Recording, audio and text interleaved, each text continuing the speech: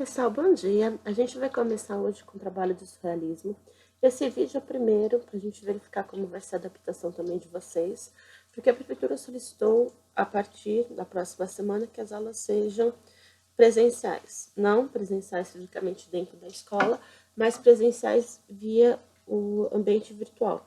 Então, eu vou trabalhar com essa técnica de fazer vídeos com vocês, para vocês, e postar durante essas aulas, para facilitar mesmo, porque muitas vezes a gente está em aula, acaba acontecendo um barulho no outro e atrapalha a concentração de todo mundo. Então, essa primeira matéria é o surrealismo.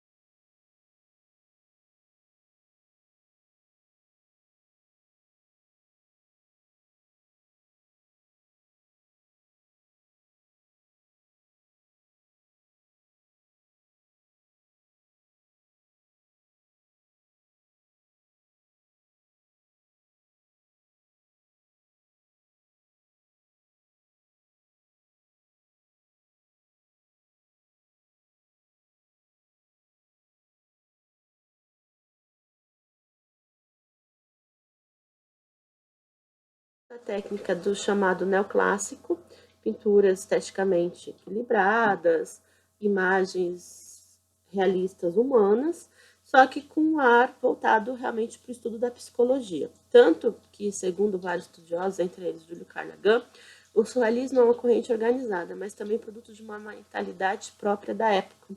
É a primeira vez que você tem um estudo sobre como a mente humana. E na primeira fase da poética surrealista, a arte possui justamente o caráter de teste psicológico. Mas para que este seja autêntico, é preciso que não haja intervenção de consciência e que o processo de transcrição seja absolutamente automático. No inconsciente, pensa-se por imagens e como a arte formula imagens, é o meio mais adequado para trazer à superfície os conteúdos profundos do inconsciente. Então, a primeira coisa que os artistas vão pensar e trabalhar é justamente com essa teoria da psicologia. E o inconsciente, muitas vezes, e a gente sabe, na verdade, na maioria das vezes, se manifesta através do sonho. Então, os artistas, especialmente um dos grandes expoentes desse período chamado Salvador Dalí, que era um espanhol, vai ser justamente criar imagens que remetam ao mundo dos sonhos. Como seria esse mundo dos sonhos? Aqui, por exemplo, duas imagens do Salvador Dalí. A primeira, uma moça, tanto que o título da imagem é Personagem à Janela, olhando para o mar.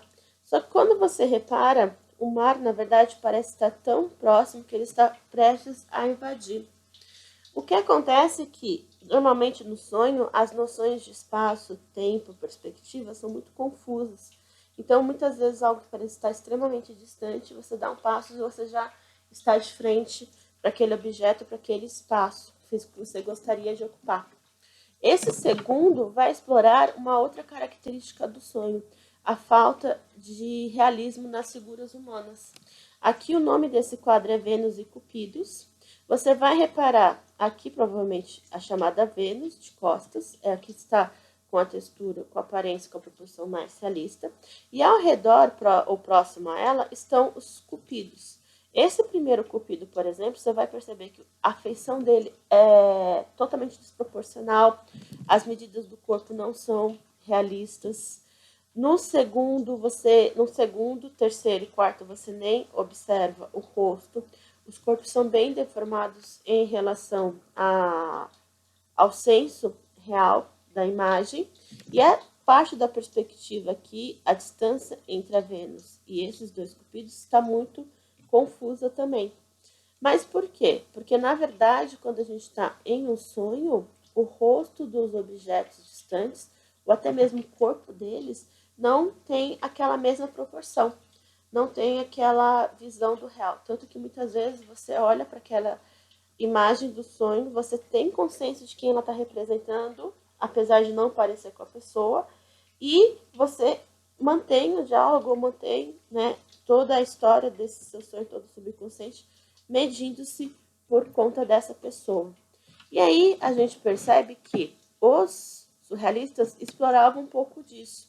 Eles trabalhavam muito com o aspecto real, uma pintura extremamente técnica, muito bem elaborada e feita, mas tentando abranger aquele caráter mais psicológico. E muitas vezes o nome, né, do quadro já direciona muito olhar. Esse aqui chama O Enigma do Desejo. Minha mãe, minha mãe, minha mãe. E aí você fica olhando meio aturdido para saber onde está a mãe. Mas todas as imagens desse sonho, na verdade, elas não são um corpo ou uma pessoa. Elas são pequenos fragmentos de elementos, de vários elementos criados e aglomerados, criando uma noção de imagem real. E aí você percebe que, assim como na psicologia, os surrealistas exploravam muito o que o sonho pretende se dizer, o que o seu consciente interpreta dentro dessa imagem. Então, não existe um certo e errado ao analisar as imagens surrealistas. Muitas pessoas, por exemplo, identificam nessa parte aqui superior o rosto de uma mulher, outros um dragão ou um animal selvagem. Aqui a figura de uma pessoa ou uma rocha. Tem uma variação muito grande de percepções, porque assim como o inconsciente da gente, as imagens, a interpretação que nós temos das imagens são extremamente subjetivas. E o Salvador Dalí vai um pouco. Ele brinca também com as percepções do real. Por exemplo, aqui, esse quadro, na verdade, então, tem 3 títulos: A Persistência da Memória, ou Os Relógios Moles, ou As Horas Derretidas. E ele brinca com as questões da própria física, tanto que o maior problema quando ele exibiu esse trabalho foram as pessoas questionando como esses relógios podiam ter esse formato. Por mais que fosse a atmosfera de um sonho, aquela imagem do relógio deformado, fora de um contexto que ele pudesse ser funcional, incomodava extremamente as pessoas. E alguns quadros também, ele faz homenagens. Esse aqui, por exemplo, é a homenagem que ele faz ao artista chamado Millet. Millet era um artista realista que faz essa pintura de 2 pessoas com o rosto abaixado, olhando para a terra. Só que era um estilo de arte que já não estava vigente. Então, Salvador Dalí, ele mesmo, né, sabendo que não era um estilo de arte atual, ele estudou Millet e no final Millet ensinou muito sobre técnica de pintura. São, óbvio, o estudo de Millet não, o Millet porque ele já não era vivo quando Salvador Dalí começou a estudar. E aí ele faz essa homenagem, pega a silhueta desse quadro extremamente famoso, faz como se ele fosse uma ruína, e aí coloca como título Reminiscências Arqueológicas de Ângelos de Millet, dizendo o seguinte: essas ruínas, apesar de serem antigas, são a minha recordação do que é o meu estudo hoje. Tanto que aqui, se vocês forem observar, tem a imagem de um homem com uma criança, bem na parte inferior do quadro. E o Ângelus de Millet é esse quadro aqui. Até um pouco, né, melancólico, porque são 2 pessoas, né, tristes, em frente à terra provavelmente seca e árida, sem possibilidade de plantar, mas que serviu muito como inspiração para o desenvolvimento técnico do Salvador Dalí. E o Salvador Dalí, assim como outros artistas, ele vai um pouco além. Conforme ele vai adquirindo conhecimento técnico e costume, ele vai começar a fazer trabalhos de pintura voltados não apenas para o inconsciente, mas também para a percepção do consciente. Essa imagem, por exemplo, é um grupo de pessoas, provavelmente na África, em frente ao que seria uma oca. Entretanto, se você virar o rosto, ou se você virar a imagem, você vai ter a impressão que se trata, na verdade, de um rosto humano. Ele vai também começar a estudar e aprofundar um pouco mais o conhecimento dele, misturando várias ideias em um mesmo quadro, várias ilusões de ótica em uma mesma imagem. Aqui, por exemplo, onde estou circulando, parece ser o rosto de uma pessoa, quando na verdade trata-se de um vaso, o que parece ser uma lebre, e outro vaso na parte superior. Algumas pessoas, por exemplo, identificam a cabeça de um cachorro e outras veem aqui, na verdade, como uma praia. Então, a percepção que o Salvador Dalí dá é que a mente humana também, o consciente humano, ele trabalha em conjunto com o subconsciente. Você justifica e concebe as imagens através do aprendizado prévio. Aqui um outro exemplo, parece nessa parte ser um dorso de um homem, na verdade a cabeça baixada de um homem. O braço dele se torna, na verdade, a haste, que parece ser um instrumento musical, mas se você observar dentro do contexto, é a popa, na verdade, de um barco. Seguindo à direita desse barco, a gente tem o que parece ser um vaso, e esse vaso, se você observar o contorno, forma o rosto de uma pessoa, sendo que os olhos são, na verdade, dois barcos. Então, quando a gente fala que o surrealismo tem uma ideia de visão mais paranoica, e variável de acordo com a pessoa, tem pessoas que olham para o quadro e não identificam esses elementos que eu falei, e tem pessoas que olham para o quadro do Salvador Dalí e identificam outros. E um dos quadros mais famosos dele é esse que chama As Três Idades. As três idades, na verdade, são divididas, né? Aqui, a criança, o adulto, no meio, e ao final, ao lado esquerdo do quadro, a pessoa idosa.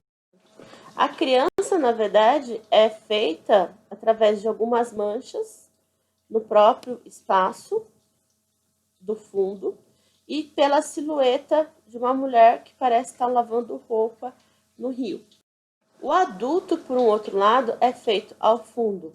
Os olhos dele são imagens de pequenas casinhas ao longe, e o que forma, na verdade, a boca e o olho dele é a silhueta de uma mulher com lá ao lado dela uma criança, que pode ser a mãe contando ao filho uma história, mostrando ao filho a paisagem.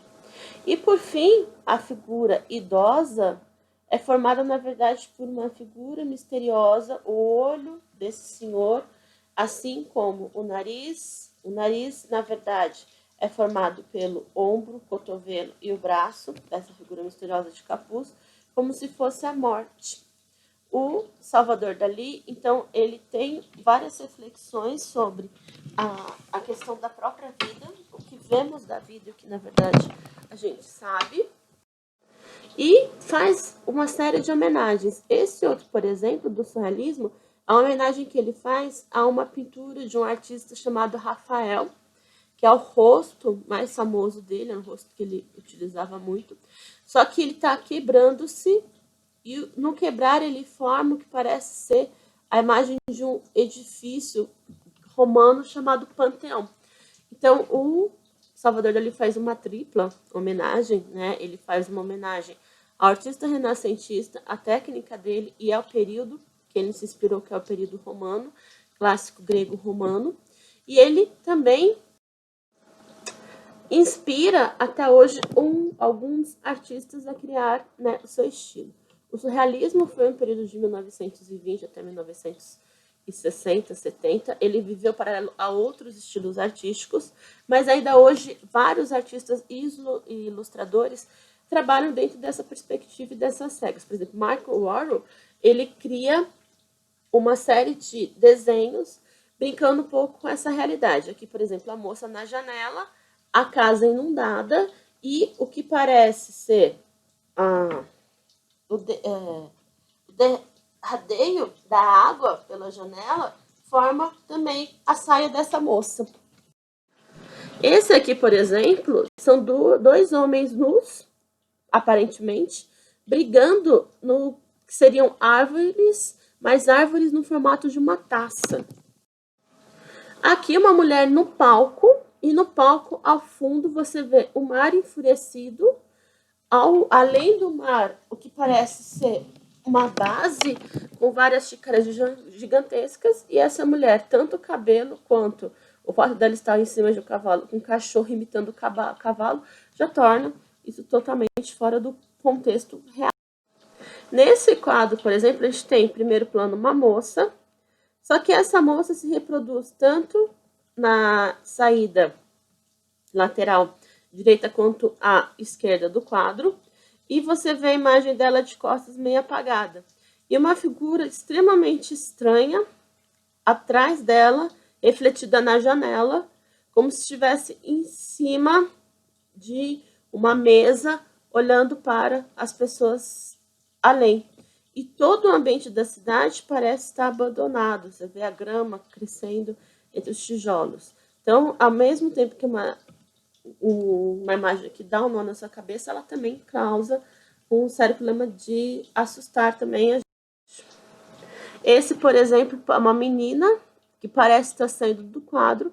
Esse quadro não está preso em nenhuma parte da imagem e ela também parece estar emergindo do nada, com duas flores que não parece que ela está segurando, porque elas parecem estar, na verdade, fora da imagem. Um outro quadro relativo a essa questão da água, a moça admirando a paisagem externa, enquanto dentro, né, parece ter um furacão, um tornado, com água correndo por todos os lados. Esse também é outro caso, o que parece um homem levando a moça para fora da casa, utilizando candelabros, em meio a uma tempestade, com o ambiente cheio também de água. Por um outro lado, enquanto o Warhol faz um trabalho um pouco mais surrealista, macabro, a gente tem o Alexander Likin. Ele, na verdade, ele é russo e ele trabalha com um surrealismo um pouco mais alegre. É um surrealismo que, se for ver, são personagens com formas totalmente orgânicas, na verdade, que misturam aspectos geométricos com orgânicos, sendo representado em situações rotineiras, mas ao mesmo tempo meio absurdas. Por exemplo, aqui nessa imagem, o fundo, o sol, na verdade, parece um ovo.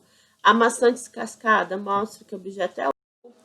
Esse outro, você vê o rosto de uma pessoa, mas o corpo dela está parecendo uma bola única, com listras laranjas, pretas. Esse, na verdade, parece que o rosto é um pergaminho com uma máscara e o corpo totalmente deformado. Esse, que parece ser um marinheiro preso ao fundo do mar, com uma xícara extremamente exótica na parte frontal dele. Esse, outro, com o senhorzinho segurando todo o peso do seu corpo através de apenas um dedo e com uma lágrima bem emotiva escorrendo pelo olho.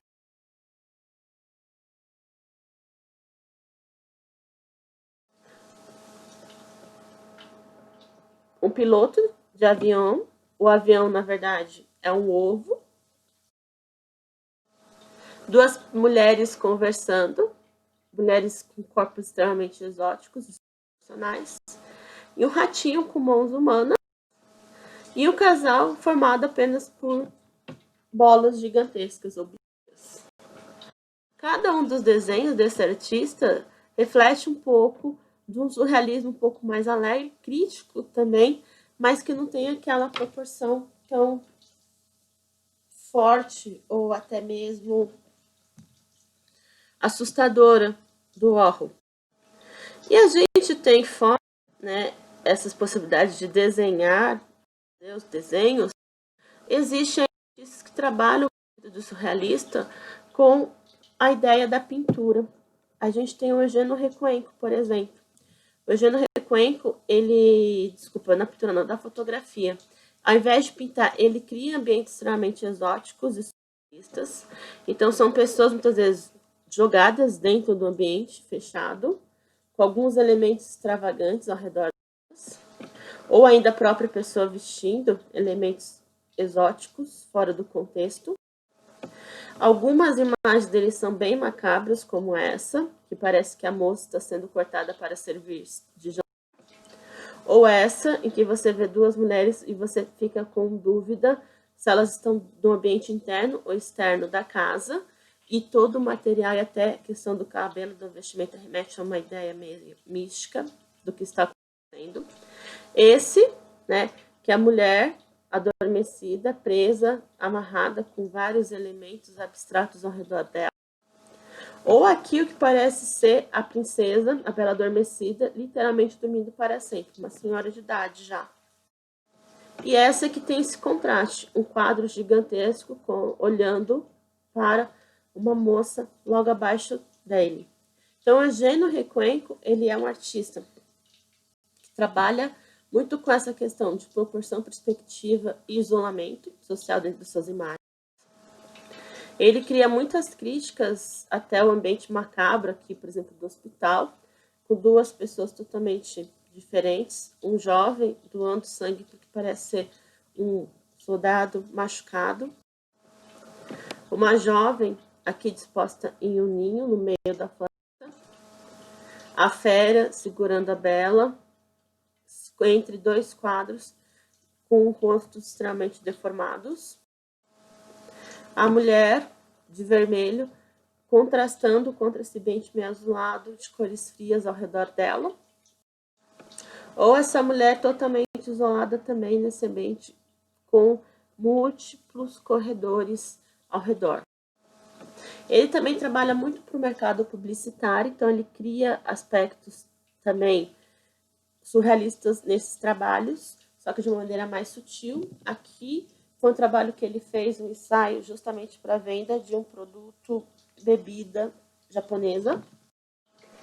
Então ele usa, né, das caixas do material para divulgar, só que com uma atmosfera totalmente surreal por conta do sonho dos animais, das vestimentas e da proporção até do próprio ambiente. Aqui, por exemplo, a moça dentro do barco, o barco cheio de água, o mar ao redor, e você percebe que a iluminação de cada ambiente é totalmente diferente, então não casam, parece que eles estão no mesmo local, mas ao mesmo tempo parece que estão fora de proporções. E ao invés de destacar o produto, ele destaca apenas a marca, então é uma técnica totalmente nova utilizada.